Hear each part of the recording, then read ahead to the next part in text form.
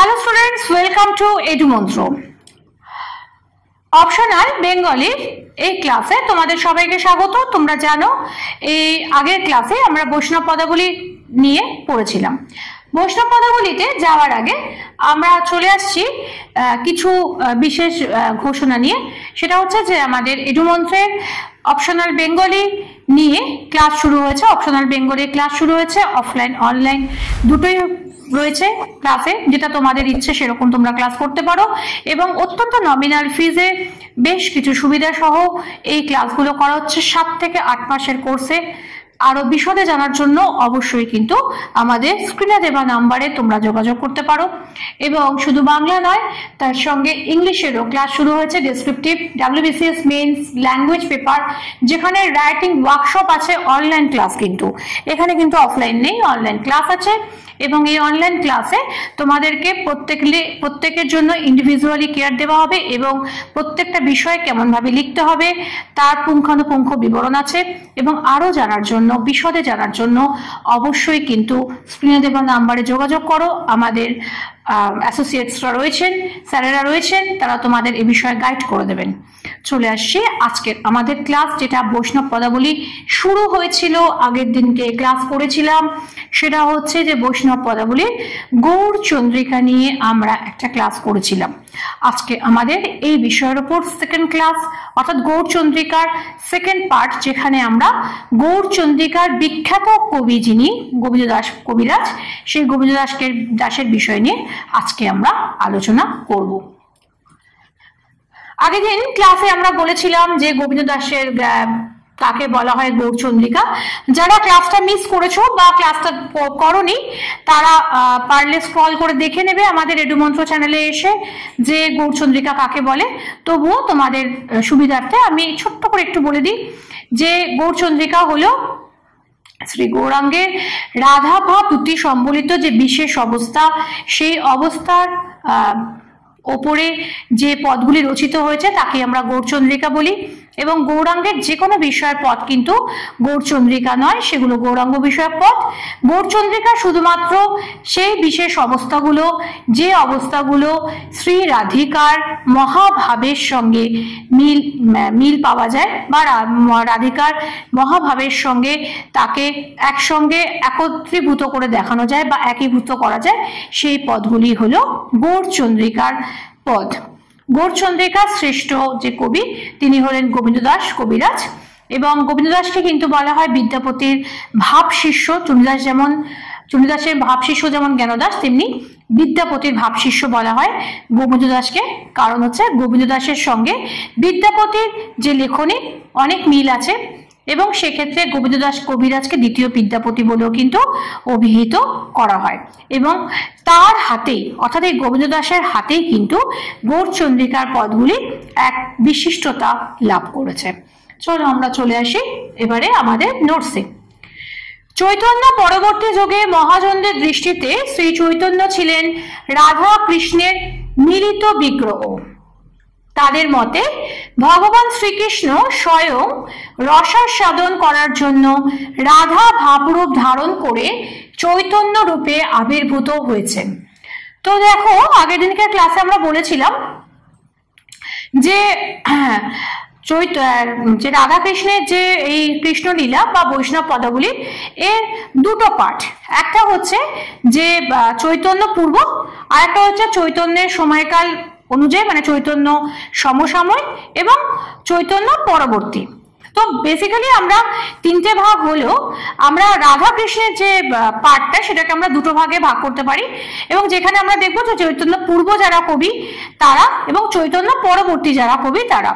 এবং চৈতন্যের মানে মহাভাব দেখেই এখানে বৈষ্ণব রসশাস্ত্র রচিত হয়েছিল এবং সেই রসশাস্ত্র অনুযায়ী তারা দেখেছিলেন যে শ্রীকৃষ্ণ, শ্রী রাধিকার যে মহাভাব, যে ভাবগুলো, যে পর্যায়গুলো, যেমন পূর্বরাগ, অভিসার, তারপরে হচ্ছে তোমার প্রেম বৈচিত্র্য, মাথুর, ভাবোল্লাস, এই যে বিভিন্ন যে পর্যায়গুলো, এই পর্যায়গুলোতে দেখা যাচ্ছে যে শ্রী রাধিকার যে অবস্থা বা যে মহাভাব পরিলক্ষিত হয়, ঠিক সেই একই মহাভাব পরিলক্ষিত হয়েছে শ্রী চৈতন্যের আচারে ব্যবহারে চালচলনে। তো সেজন্যই এবং তাদের মতামত অনুযায়ী যে শ্রীকৃষ্ণকে তারা চিরজনকে তারা কি বলেছেন যে শ্রীকৃষ্ণ স্বয়ং রসাস্বাদন করার জন্যই রাধা ভাবরূপ ধারণ করে চৈতন্য রূপে আবির্ভাব হয়েছিলেন, এবং সেই কারণেই যেহেতু চৈতন্য রূপে তিনি আবির্ভূত হয়েছিলেন সেই কারণেই তিনি অন্তরে শ্রীকৃষ্ণ হলে বা বহিরঙ্গে অর্থাৎ রূপে শ্রীকৃষ্ণ হলেও তার গায়ের রং গৌর অর্থাৎ রাধার সদৃশ, এবং তিনি সর্বদাই শ্রীকৃষ্ণের জন্য হা কৃষ্ণ বলে ছুটে বেরিয়েছেন, এবং কখনো তিনি তার নিজের মধ্যে শ্রীকৃষ্ণকে তিনি পেয়েছেন, কখনো বা তিনি অভিসার করেছেন শ্রীকৃষ্ণের জন্য, এবং তার বিভিন্ন রূপগুলো তাকে সেখানে দেখা যায়। এবং এই ভাবরূপকে অবিস্মরণীয় ভাবে ফুটে তুলেছেন পরবর্তী পর্বে চৈতন্য পরবর্তী পর্বের কবি পদকর্তা গোবিন্দ দাস। এবং এই যে এই ভাবটা মানে অর্থাৎ চৈতন্যের যে এই যে মানে ভাবরূপটা, এই ভাবরূপটাকে সম্পূর্ণরূপে খুব সুন্দরভাবে ফুটিয়ে তুলেছেন সেটা হচ্ছে যে এই চৈতন্য পরবর্তী পর্বের পদকর্তা গোবিন্দ দাস। অর্থাৎ তোমরা বুঝতেই পারছো যে চৈতন্য পরবর্তী সময় মানে তখন বৈষ্ণব রসশাস্ত্র কিন্তু তৈরি হয়ে গেছে। এর আগে বিদ্যাপতি বা চণ্ডীদাসের আমলে তখন কিন্তু কোনো বৈষ্ণব রসশাস্ত্র বা এই ধরনের কিছু ছিল না। যা তারা করেছেন বিদ্যাপতি বা চণ্ডীদাস যে পদগুলি রচনা করেছেন সেই পদগুলি কিন্তু তারা আপন মনের মাধুরী মিশিয়ে আপন ভাবনা চিন্তায় তারা কিন্তু তৈরি করেছিলেন।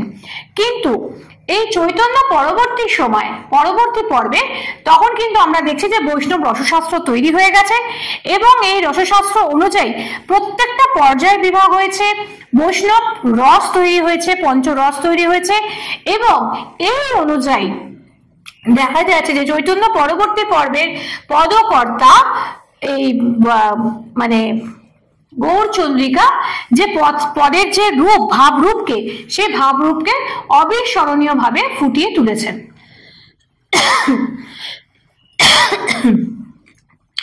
ষোড়শ শতকের চতুর্থ দশকের মধ্যে বর্ধমান জেলার শ্রীখণ্ডে বৈদ্য বংশে গোবিন্দ দাসের জন্ম। জ্ঞানদাসকে যেমন চণ্ডীদাসের ভাবশিষ্য বলা হয়, গোবিন্দ দাসকে ঠিক তেমনি বিদ্যাপতির ভাবশিষ্য বলা হয়। বিদ্যাপতির পদের সঙ্গে গোবিন্দ দাসের পদের ভাব সাদৃশ্য এবং রূপ সাদৃশ্য লক্ষ্য করলে তাকে দ্বিতীয় বিদ্যাপতি আখ্যায় ভূষিত করার তাৎপর্য উপলব্ধ হয়। তাহলে দেখো যে আমরা এখানে দেখতে পাচ্ছি যে বিদ্যাপতির পদের সঙ্গে, এটা কিন্তু আমি পড়াতে আগেই বলেছি যে বিদ্যাপতির পদের সঙ্গে গোবিন্দ দাসের কিন্তু পদের ভাব সাদৃশ্য এবং রূপ সাদৃশ্য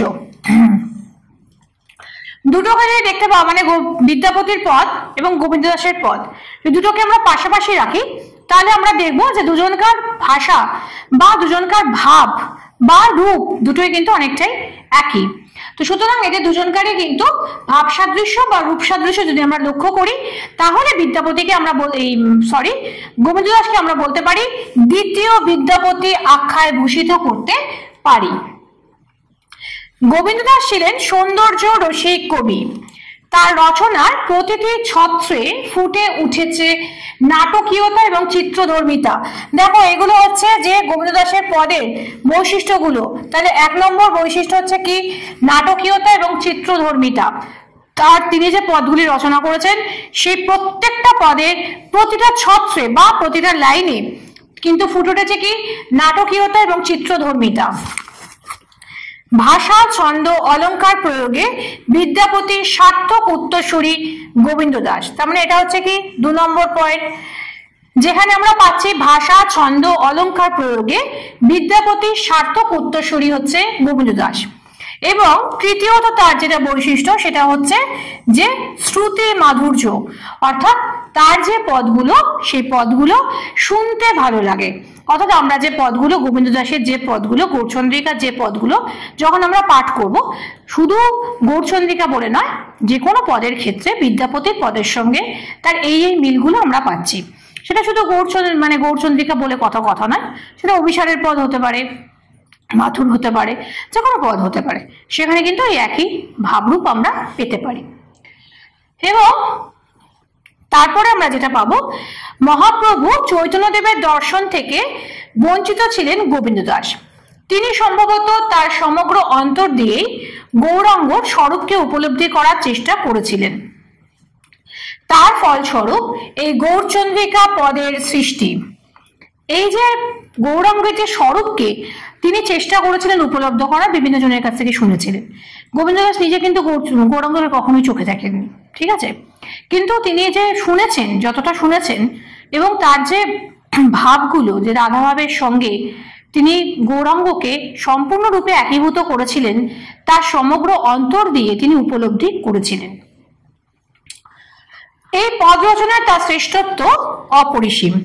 মহাপ্রভুর ভাবাবেশের মধ্যেই তিনি শ্রী রাধাকে দর্শন করেছেন। একটা লাইন এখানে রয়েছে, অভিনব হেম কল্পতরু সঞ্চরু সুরধনে তীরে উজরো।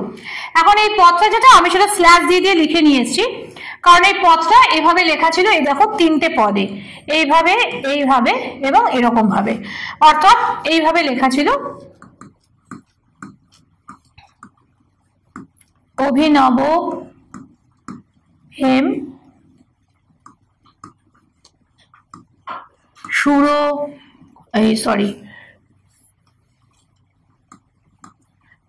কল্পতরু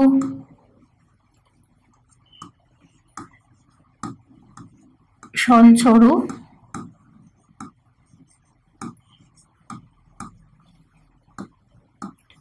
সুর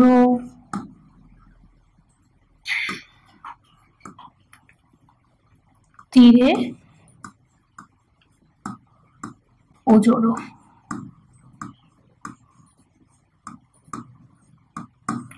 এই যে এইভাবে যেটা দেখতে পাচ্ছ নিশ্চয়ই, এই যে আমি যেভাবে লিখলাম, এই 3 ভাবে লেখা ছিল, অর্থাৎ ত্রিপদী ছন্দ যাকে আমরা বলা হয়, চৌপদী ছন্দ বা ত্রিপদী ছন্দ যাকে বলা হয়, এই ত্রিপদী ছন্দে কিন্তু লেখা ছিল। কিন্তু এটা জায়গার কারণে আমি এইভাবে ইয়ে দিয়ে লিখে নিচ্ছি। তোমরা যখন খাতায় যখন করবে তখন কিন্তু অবশ্যই এইভাবে করার চেষ্টা করো। ওইভাবে কিন্তু আমি যেভাবে করে নিয়েছি, আমি নোটসটা তৈরি করছিলাম বলে, এবং সেক্ষেত্রে ওইভাবে করাটা একটু অসুবিধাজনক, সেজন্য আমি ওইভাবে স্ল্যাশ দিয়ে দিয়ে করে নিয়েছিলাম।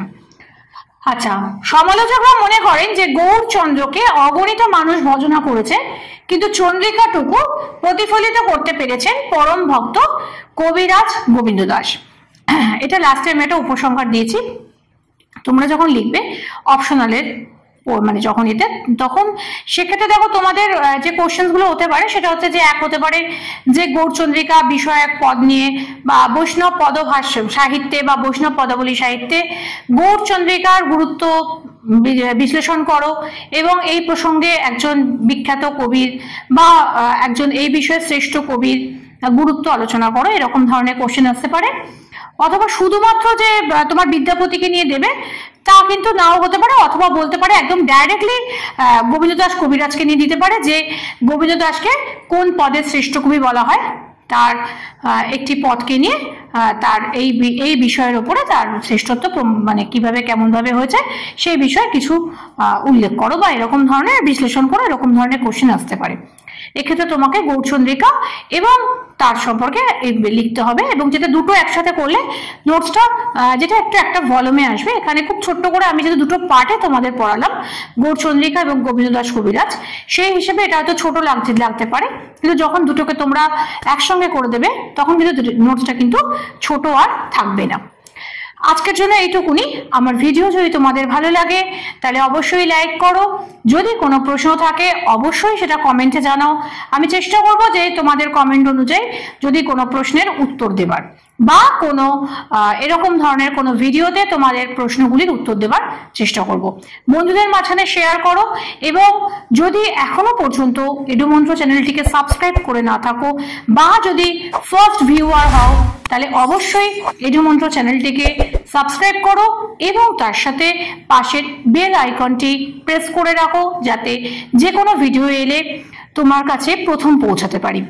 এবং আজকের জন্য এইটুকুনি রাখছি, খুব শিগগিরই ফিরে আসবো অপশনাল বেঙ্গলির আবার কোনো নতুন ক্লাসে।